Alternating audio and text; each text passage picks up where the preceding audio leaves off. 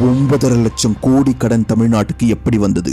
இந்தியாலேயே 3வது இடத்துல 31 லட்சம் கோடி இந்தியன் ஜிடிபிக்காக கான்ட்ரிபியூட் பண்ற தமிழ்நாட்டுக்கு இன்னைக்கு 9.5 லட்சம் கோடி கடன் இருக்கு. 2015ல சுமார் 3 லட்சம் கோடியா இருந்த கடன் கோவிடுக்கு அப்புறம் டபுள் ஆச்சு. அதுக்கப்புறம் கடந்த 5 வருஷத்துல சிஎம் ஸ்டாலின் அவர்கள் மகளிர் உரிமை தொகை, பெண்களுக்கு free bus, doorstep health கேர்னு பல நலத்திட்டங்களை கொண்டு வந்தாரு. இந்த நலத்திட்டங்கள் எல்லாமே மக்கள் வாழ்க்கையில ரிலீஃப் கொடுத்தது உண்மைதான். ஆனா இவை எல்லாமே ஒன் டைம் செலவு இல்ல, ஒவ்வொரு வருஷமும் திரும்ப திரும்ப வரும் பெர்மனன்ட் செலவு.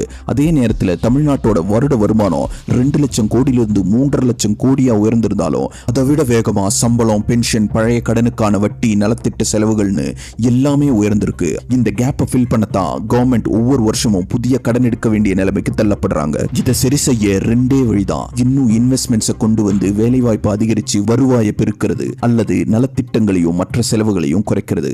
என்ன பண்றாங்க அப்படிங்கறத பொறுத்திருந்து பார்ப்போம்.